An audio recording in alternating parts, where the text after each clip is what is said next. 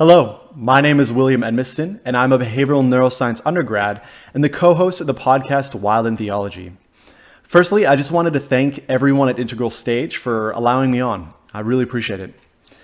Now, what I want to talk about in this video is how I see entheogens as a very powerful facilitator for integral theory's 4 facets of transformation: growing up, cleaning up, waking up, and showing up. In brief, growing up is the process by which we learn to deal with greater degrees of complexity as we age and as society develops, and then adopting the maps of understanding that allow us to actually do so. It is based on the idea that at each stage, the emergent phenomena that arise can't be dealt with via the maps of the previous stage. For example, tribal society cannot solve the global problems of climate change or multinational corporations.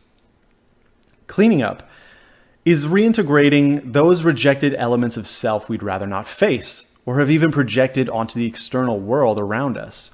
It involves taking responsibility for our own emotions and our own trauma, which often means feeling fully what we were incapable of feeling at an earlier, more immature point in our lives.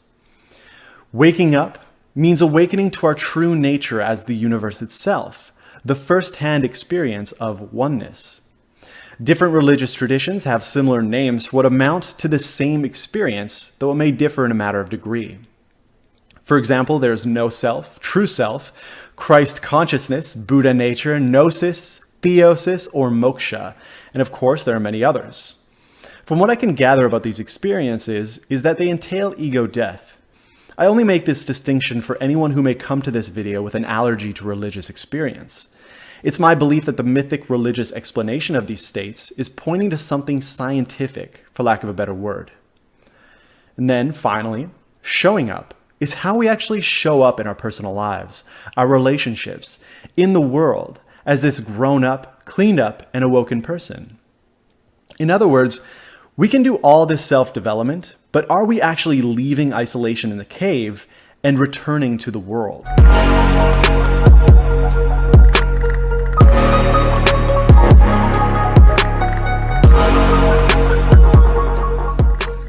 Now, while I do use the integral color names for the stages of growing up in this video, I first learned about the concept of growing up when I watched Leo Gura's YouTube series on spiral dynamics about 2.5 years ago. At the time, I would have placed myself well within stage orange, and as I'm sure you can imagine, I made it my goal to jump straight to teal. Of course, this desire for orange to jump to teal or green to jump to turquoise is a very common occurrence when individuals at these stages discover growing up. And so to really begin getting into the role that I see for entheogens, I want to talk about why I had such a negative response to getting into green. The funny thing about self-awareness is that we often ride the edge between being aware of our own bullshit and being completely blinded by it. After learning about spiral dynamics, I knew that what I needed to do was to start moving through green. And yet, in everything I learned, I was making it more difficult for myself to actually do so. From Jordan Peterson and Ariel Magazine's anti-postmodern crusade to browsing of anti-SJW memes and obsession with the excesses of the radical left, I found myself becoming more polarized to the very thing that I was at least vocally determined to pass through.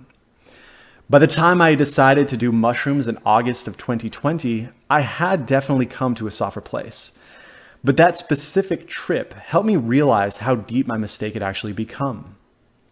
Going into this experience, I had journaled extensively to prepare my mind and set my intention before entering the chaos of the psychedelic experience.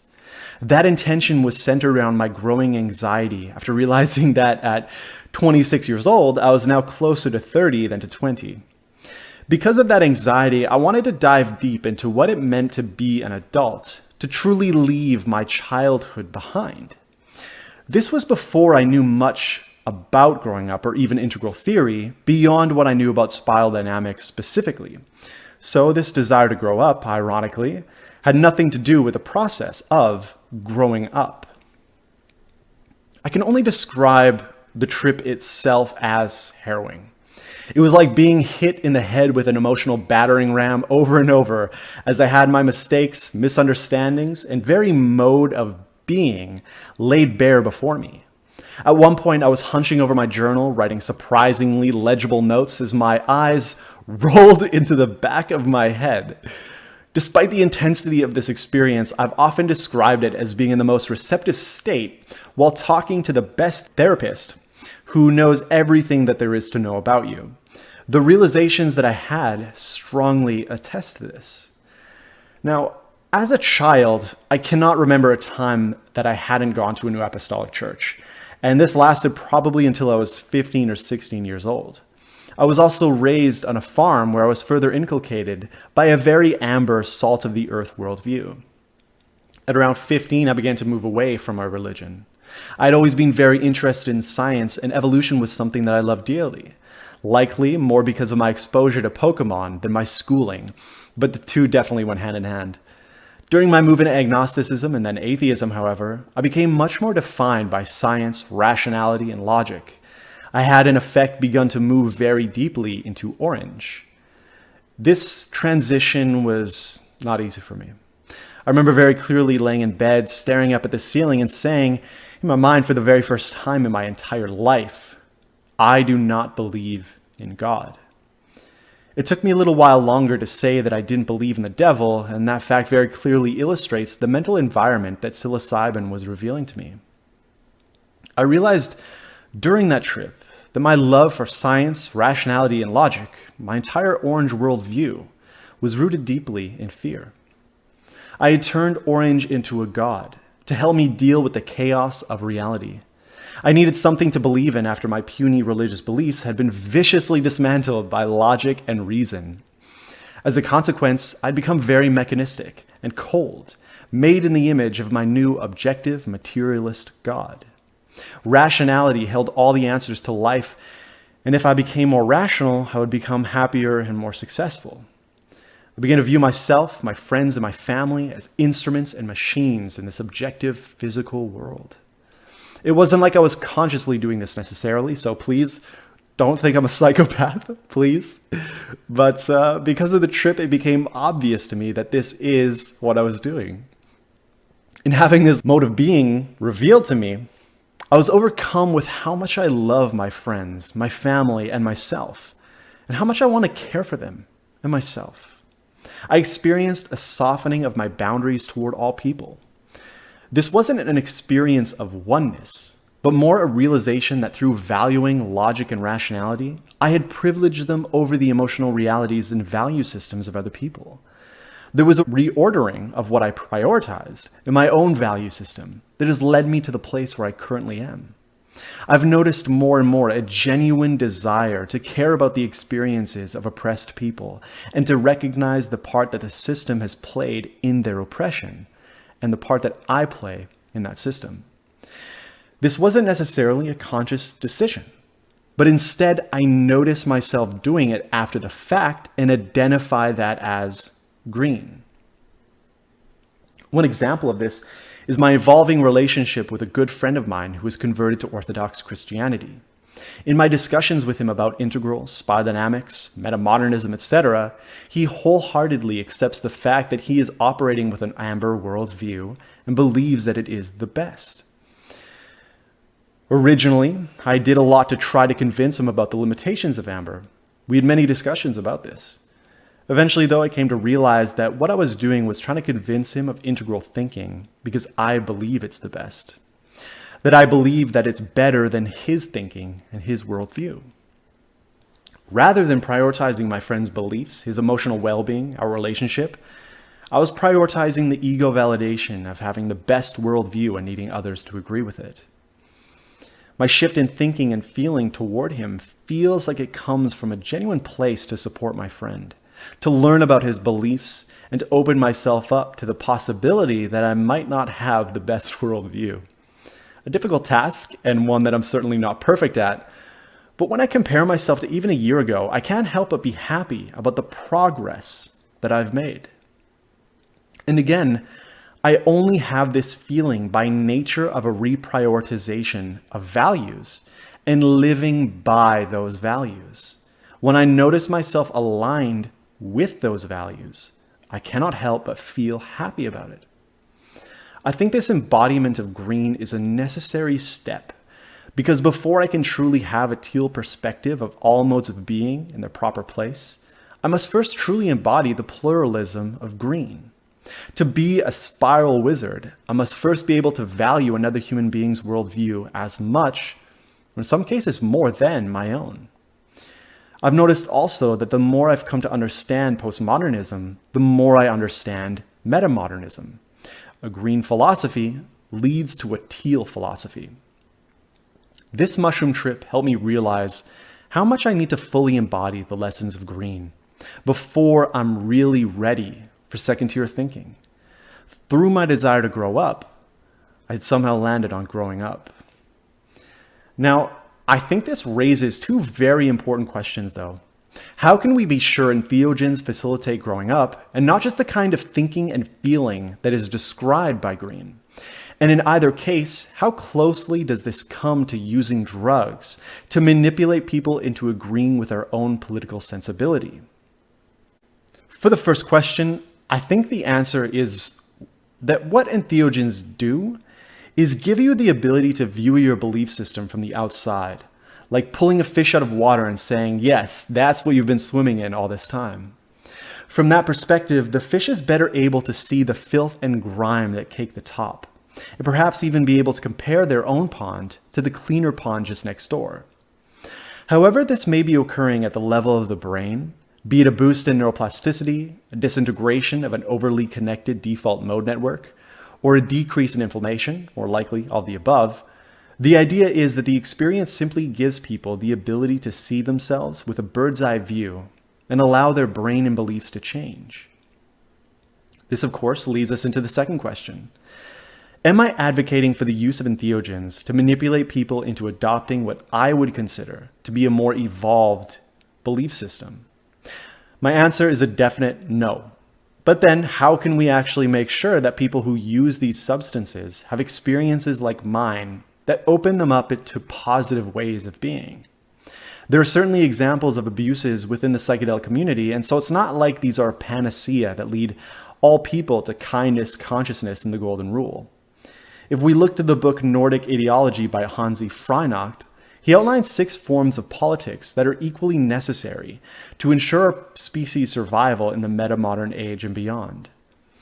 The relevant one for our discussion here is existential politics, or the politics that ensures people have the right to inner growth. As I understand it, it seems to share the same goal that Ken Wilber has for the conveyor belt of the religions of tomorrow. Essentially, we need to have systems in place that ensure people know how to pursue their own inner growth, and that they even can, and to also have access to the means to do so.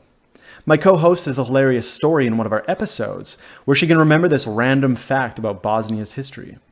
And yet, she struggles with anxiety and only really learned about self-development because of her relationship with a mutual friend that brought her into our social circle in the first place. And for myself, I definitely experienced anxiety and self-worth issues that were not only made worse by my experiences in school, but were literally caused by my experiences in school. I'm not educated enough to have a truly integral opinion on education. I'll be the first to admit that. But I think it is a failure that this should be the case. I recently saw a post on Instagram by a friend who works in education. She said that it is ridiculous for people to expect teachers to be able to deal with trauma, that she just isn't qualified to deal with it. That's exactly the problem. I'm not alone in saying that school is one of the most traumatic experiences of my life. Whether teachers want to accept it or not, they will have to deal with trauma. Do we want teachers who are unqualified to deal with our children's trauma when the very environment those teachers inhabit is the trauma? And often, school is the safest place for children coming from abusive homes. And notice that I said safest, not safe. At the very least, each school should have enough people who are qualified to deal with their child's trauma, with every child's trauma.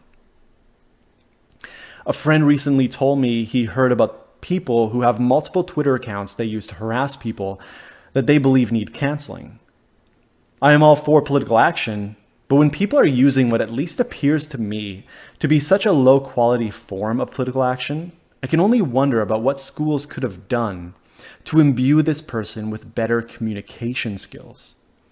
There's also the experience of finding your life purpose, one that fills you with passion, and realizing how much more you can do for the world by pursuing that purpose. When we have a true pro-social purpose, we begin to see how our actions can contribute to the greater whole in ways that a Twitter rampage simply can't. I can't speak for every circumstance or say that this is the only factor, but when it comes to the Twitter situation, how much is it influenced by feeling powerless or useless, or like one simply has nothing better to do with one's time? How useful are our 12 years of school when we can leave it without even an inkling of purpose, let alone a strong, passionate purpose? How does that make any sense? If entheogens are a catalyst for the kinds of experiences that can heal trauma, open our minds, imbue us with a new sense of purpose, and allow us to view our belief systems from the outside, the skills we could learn in school, such as something as simple as meditation, could ensure that these experiences lead to growing up rather than regressing down. That's the least that schools should do. But I think that is more than enough of my anti-school as it was when I was in it crusade. My point is that it takes a certain level of well-being, of mental well-being, to be able to extend our concern beyond the self or beyond our in-group to the wider world around us. If we look at the stages of growing up as an offering of new thinking and feeling that better accounts for the complexities that emerge at each stage of societal development, then doing what we can to give people the mental health necessary to handle more complexity will tend to move these people upward. And if each stage necessarily emerges from and accounts for the excesses and limitations of the previous, then again, those who use entheogens with the intention of growing beyond their current self may be likely to grow toward the solutions their current paradigm is incapable of providing. This is largely without a top-down application of growing up, and could simply be stimulated by the growing up of the society around them. Notice that this is already the case. Again, in no way am I saying that the use of entheogens will always lead to growing up. Some people may have experiences of Jesus Christ or Muhammad that cause them to regress to a dogmatic amber, or have experiences with Mother Ayahuasca that causes them to regress to a narco-primitivist magenta. However, in the context of the emerging integral or meta-modern society, there will first and foremost be somewhere for people to grow to. How exactly the society will look in terms of how we approach development will have a huge influence on how people manage their own development. As I already stated, if we put more effort into teaching people how to think more complexly and to be more mindful of their emotional realities and how it relates to their assumptions about the things they read from the news, for example, we put them in a position to move upward without entheogens. The fish out of water perspective that entheogens do provide, we are even more likely to facilitate growing up. I also want to stress that I am not saying that a one-time or even several-time use of an entheogen is enough to simply bump somebody up a stage. As I'll repeat later, integration is a huge element of this psychedelic renaissance. It takes a lot of work to integrate the insights that you learn. It's not merely the biological changes of the upper right quadrant. It's also the months and perhaps years of actually going out into the world with this new map of understanding. So to summarize everything I've said so far, in the context of an integral or meta-modern society, we would create the conditions to allow for bottom-up development of individuals that leads them to greater complexity and consciousness. Entheogens allow us to view our belief systems from the outside, which in turn allows us to see what parts of it we need to change or even can change. For many people, this makes the process of growing up a possibility for the first time.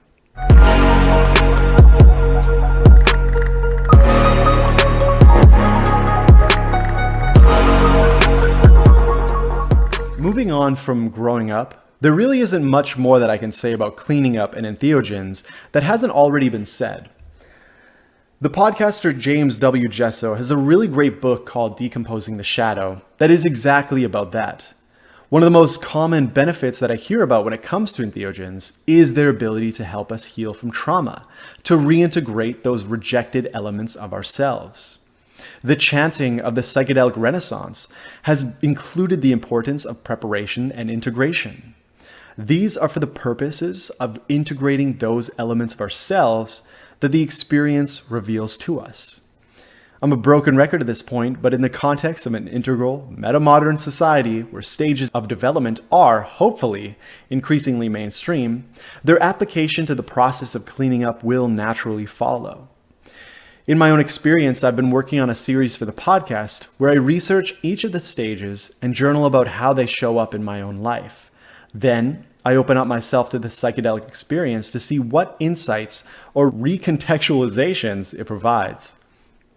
I've only worked through Magenta fully so far, but I actually just had the stage Red trip about 4 days ago. To prepare for Red, I had not only learned about the stage itself as conceptualized by integral and spiral dynamics, but I also watched movies like Bloodsport and House of Saddam.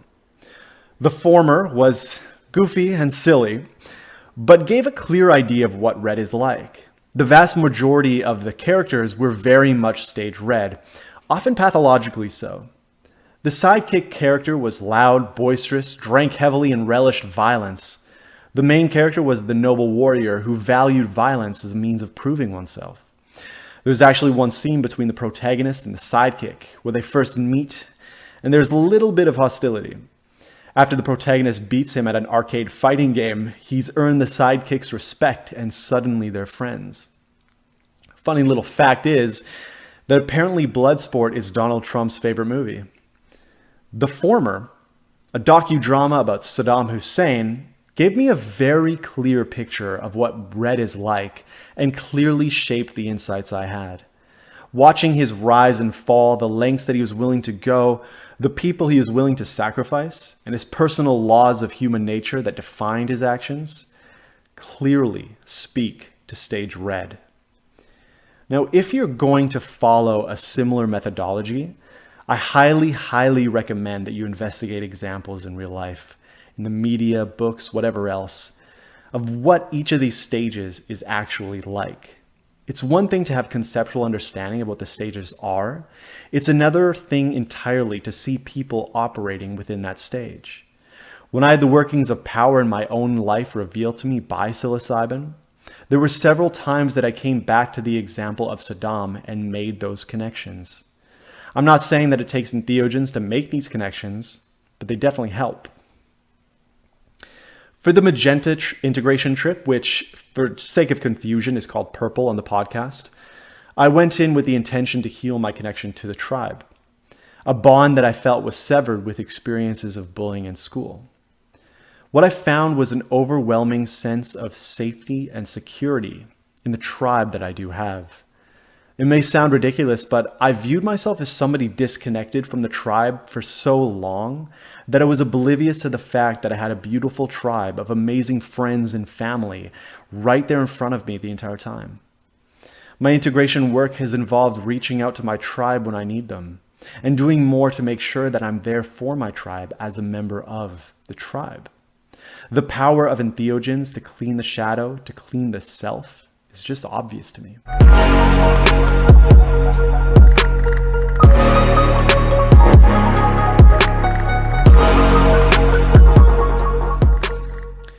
Now we turn to waking up.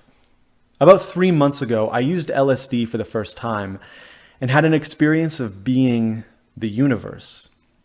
Although this experience was clearly facilitated by the LSD, I came to this experience cognitively, in the sense that it was an argument that I worked out that suddenly snapped me into the direct experience of myself as the universe. It's a bit of a long story of how I actually got there, but the gist is that I eventually came to the realization that every moment is yourself doing it to yourself. Even externally, you are it. After writing this seemingly profound insight into my journal, I just had to stop and look around as it really sunk in. At first, I kind of thought, okay, this is one of those insights you have on acid that sound far more profound than it actually is. But then I just had to work my way through it. I imagined myself having a conversation with somebody and concluded that in that conversation, I was creating the conversation for myself. That even though the other person was a part of the conversation, by engaging in it, I was creating more material for the conversation to perpetuate itself. I was essentially just talking to myself. There was a quick acknowledgement that the other person was doing this as well, before there was what I can only describe as a snap in consciousness. I suddenly realized that it isn't two separate people simply talking to themselves in some sort of solipsistic fashion, but that it is the universe talking to itself. I became convinced in that state that this is literally the case. I don't experience this in the same way that I did then. I don't experience it at all. I experience myself as separate from the universe. But even now, I can't deny that everything around me is the universe doing it to itself. In that LSD-induced state, it just became so crushingly obvious that everything was the universe that I couldn't help but experience myself as the universe. I had firsthand direct experience of everything that I am and everything outside of myself being the same thing. I remember at one point I tried conveying this to my co-host Kaylee, and I forgot what word I wanted to use.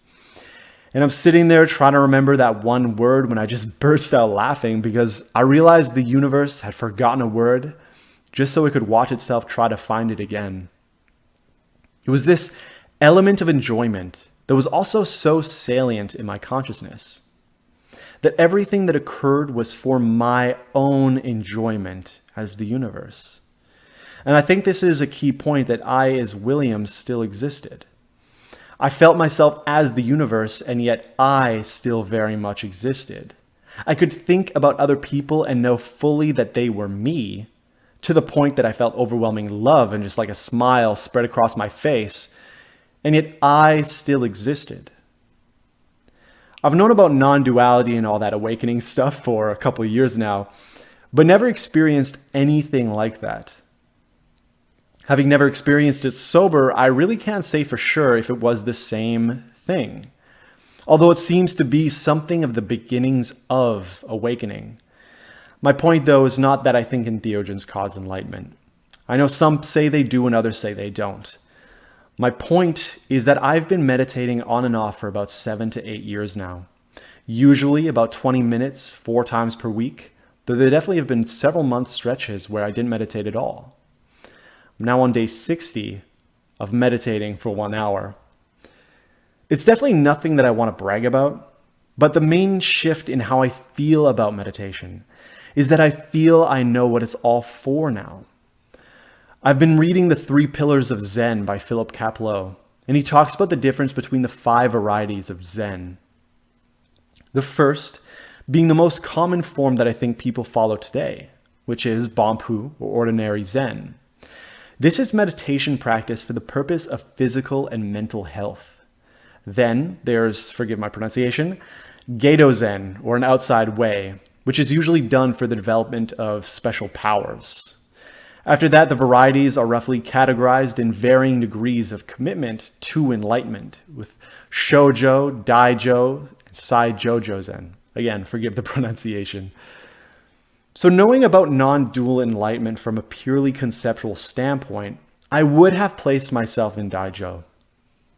I was convinced that I was on this path of enlightenment. After experiencing myself as the universe on LSD, I think it's far more accurate to say that I was following Bonpu Zen. Again, I knew what non-duality was, I was aware of the implications of no self, and yet I wasn't really bought into the idea of non-duality. It was just fun philosophy up to that point, and my commitment to meditation was a clear manifestation of that. I think a big problem for a lot of people getting into meditation is that they really have no idea what the point of it is. You can tell them that it's to clear your mind and get rid of stress, and then they start doing it, and their inevitable inability to clear their mind starts causing them stress.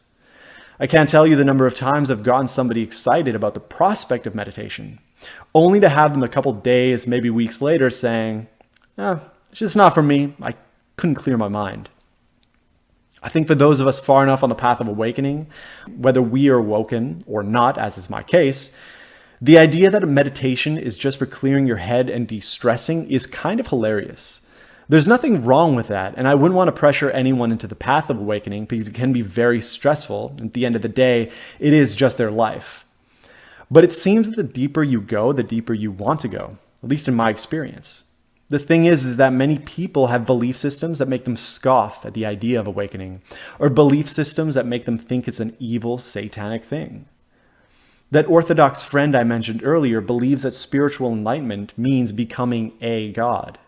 He views it as a narcissistic enterprise and uses the story of Lucifer threatening God's authority to refute the idea of awakening. When I consider that LSD-induced state I experience, I simply can't accept that the state itself is anything close to narcissism. The analogy I use to try to explain it follows. An apple can look at the rest of the tree and list out all of the things that it is not. I am not brown or green, nor do I have bark or leaves. From the perspective of the apple, it is a separate entity. From the perspective of the tree, however, it can say that it is brown, green, and red. From the perspective of the tree, all that is the tree. This is what this state is like. You realize that you are not an apple, but are in fact the whole tree. There's only humility and love in that state because everything is you and you are everything. There's no separation, and so there can be no valuing of anything over anything else. Now, that's not to say that narcissism can't come into the picture. The state itself is not narcissistic, but the ego's interpretation of the state after the fact can certainly be narcissistic. If the apple experiences itself as the whole tree, once its consciousness returns to being a separate entity, it can interpret the state as saying that the whole tree is in fact the apple. The apple is all that there is. It's my belief that the allegory of Lucifer is to warn us against this misinterpretation, to try to supplant the tree and place the apple as the highest perspective. Another issue with this state is the fact that it is terrifying. The notion of no self, that you as a separate individual do not exist, is absolutely terrifying. As I stated, my experience of this involved myself existing as an I, despite my realization that I was the whole universe. So I really can't say from my own direct experience what it's like to be on the other side. And in fact, I can imagine that without proper guidance, someone who has had my experience may be more likely to fall for the Lucifer misinterpretation. However, from what I've been told, and those of you who have experienced no self will know, it is a blissful state. I've read that psychedelic-induced no self is a difficult experience. You want to hold on to every shred of yourself as it's torn away from you. Once you're past that, there is only bliss, though. Having an experience of the bliss of no self can help people who aren't convinced, are terrified, or misunderstand the path realize the value and importance of the path. And that's my main point here. If we believe that the path of awakening is something that people would benefit from, that the world would benefit from, then entheogens are uniquely positioned to show people why that is the case. Why they should want to pursue a goal that could take years to experience. Just like with growing up, many people just don't have the desire to try because they just don't see the value in it. I know several people who laugh at the idea of self-development, or think that it's something only fucked up people do. Whether you believe that entheogens are a legitimate tool for awakening or not, I don't think it's reasonable to say that they don't at least give people a taste of what awakening is like. I think that in itself is enough to say that entheogens have a place along the path of awakening.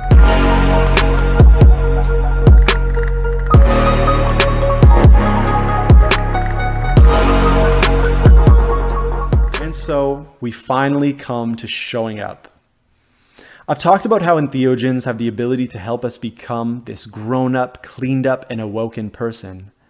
I think that often self-development means shedding those beliefs that are holding us back from living in our authenticity. For myself, it was realizing there wasn't anything I needed to do to reconnect myself to the tribe, other than realizing that I already had an amazing tribe all along. When it comes to showing up in our lives and in the world, entheogens can help us shed those beliefs or adopt new beliefs that help empower us to be a positive force in the world. There really isn't much else to say about that. To me, it's pretty clear that entheogens are a very powerful tool in our toolkit of self-development, and one that shouldn't be ignored. With that being said, though, I think it's really important to remember that it is just a tool and it can be misused. I think we need to be very cautious when it comes to messages about entheogens as a panacea that are going to make the world better no matter what. Like I've already said, they can cause people to regress. And the sexual and physical abuses that have been perpetrated by psychedelic facilitators shows that they aren't a direct path to the kinds of development that I would say Integral stands for. Personally, I think that a level of humility and skepticism is required for this work, regardless of which of the 4 facets we're discussing. I was not being humble when I decided that my first step was to jump straight to teal. As for skepticism, I think it is necessary when imbued with an air of lightness and humor. As someone who considered themselves as part of the atheist community, I saw my fair share of people who imbued their skepticism with far too much resentment, bitterness, or ridicule. Especially when it comes to entheogens and enlightenment experiences, or really any experience that has a metaphysical flavor to it, we have to have this light skepticism. We shouldn't accept any realizations wholesale. It's very possible for even minor realizations to lead us astray or to simply be false. And that's why we should also view the humor in them. When we have profound metaphysical insights about the machine elves that have constructed the universe, we need to see the humor in that. It's my belief that this gives us the ability to view them more critically, because through skepticism, we've corrected for our tendency to get swept away by our emotions. With humor, we correct for our tendency to take ourselves and our profound insights a little less seriously. For the most part, I think this can work. But there are insights one can have that make this light skepticism impossible to apply. In the book, The Fellowship of the River, Joseph Tafur talks about repressed memories that can resurface during traditional ayahuasca ceremonies. He talks about one story where a man experiences memories of his aunt sexually abusing him and his cousins. After talking about these experiences with his cousins, they confirmed them. In this case, ayahuasca had caused a legitimate memory of sexual abuse to resurface. We can't tell this person to just move forward with light skepticism. Here's another example I read elsewhere.